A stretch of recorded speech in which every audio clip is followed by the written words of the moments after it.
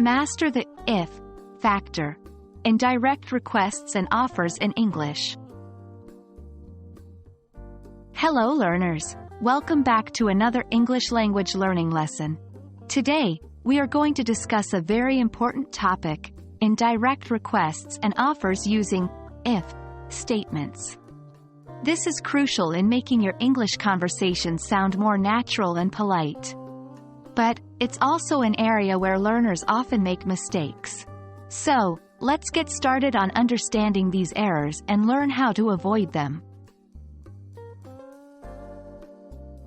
Firstly, let's delve into the concept of using if in indirect requests and offers. This is a polite way to ask for something or suggest something. For example, instead of directly saying, "Give me the book," we could say, "If you're not using the book, could I use it?" This if statement softens the request, making it sound less demanding and more courteous. Now, let's move on to some of the common mistakes made when using if for indirect requests and offers. Mistake 1. Not using if correctly.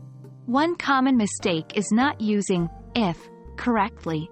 For instance, a learner might say, "Could you give me the book if you are not using?"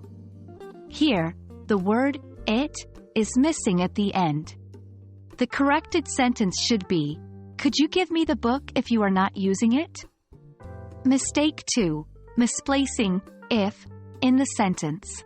Another mistake lies in the placement of if. Saying, "You are not using it, if could I use the book?" is incorrect because the if statement should precede the question part. The corrected sentence is, "If you are not using it, could I use the book?" Now, here are some tips to avoid these mistakes. Tip 1. Complete your if clauses. Always ensure that your if clauses are complete. Make sure they contain a subject and a verb. This would avoid the mistake of leaving out important parts of the sentence.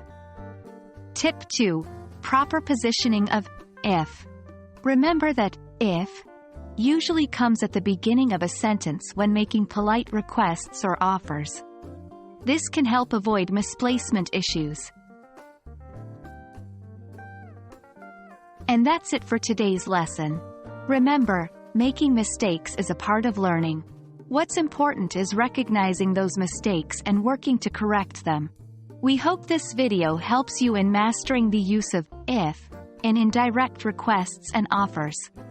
Keep practicing, and you will certainly improve your conversational English skills. See you in our next video. Happy learning!